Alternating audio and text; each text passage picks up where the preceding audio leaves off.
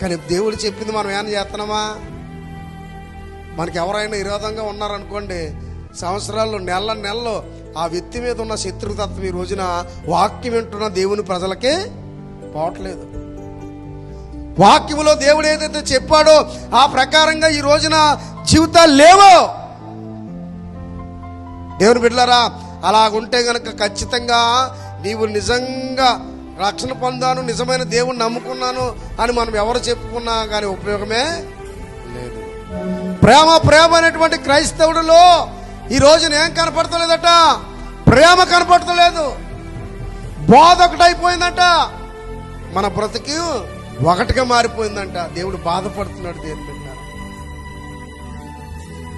అందుకని అక్రమం విస్తరించడం ద్వారా ప్రేమ సల్లారిపోయిందంటే ఈ రోజున ఆత్మీయ జీవితాల్లో ఏ ప్రేమ మనలో ఉంటే ప్రభు